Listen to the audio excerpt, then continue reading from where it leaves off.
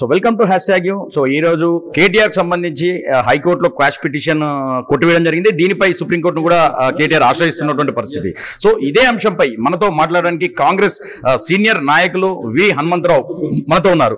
So Hanumantharao చెప్పండి, so KTR సంబంధించి హైకోర్టులో క్వాష్ పిటిషన్ కొట్టివేయడం జరిగింది, సుప్రీంకోర్టు వెళ్తుంది, దీన్ని ఎట్లా చూడొచ్చు అంటే కోర్టు చెప్పిన దాని మీద ఏదైనా ఉంటుందా? అందులో ఏదన్నా ఉండొచ్చు. ఏసీబీ ఎంక్వైరీ కొట్టేసింది కాబట్టి అందులో ఏదో లోతుపాతులు ఉన్నాయి అనేది బయటపడ్డది. ఇప్పుడు ఏమైతుందో చూడాలి. మరి ఏసీబీ ఎంక్వైరీ చేస్తుందా లేకుంటే దానికంటే 9th కంటే ముందే అరెస్ట్ చేస్తారా అనేది లీగల్ ఒపీనియన్ తీసుకుంటూ, ఏదైనా ఇందులో మనీ లాండరింగ్ జరిగింది అనేది అందరికి అర్థమవుతుంది. ఊరికే హైకోర్టు కొట్టేది కదా, ఏసీబీ ఎంక్వైరీ చేస్తుంది, చేయమన్నది.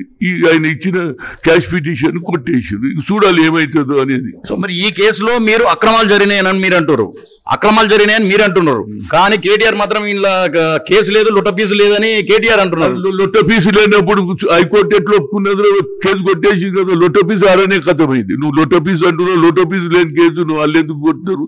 ఇంట్లో కేసులో దమ్మున్నది కాబట్టి హైకోర్టు ఖారీజ్ చేసింది అనేది. అంటే ఎందుకు ఈ పదే లగచర్ల కేసు కానీ లేకపోతే కేటీఆర్ బామ్మర్ది మీద ఏదైతే ఇంట్లో జరిగిన పార్టీకి కానీ కేటీఆర్ పైన ఎందుకు టార్గెట్ చేస్తున్నారు? అంటే మీ కాంగ్రెస్ కి ఏమైనా మైలేజ్ దక్కే అవకాశం ఉందా? కేటీఆర్ కాదే తప్పు ఎవరు చేసి, నువ్వు తప్పు చేస్తే నిన్ను కూడా లోపలేస్తావు. ఏదో తప్పు చేస్తే తప్పే ఎవరికైతే.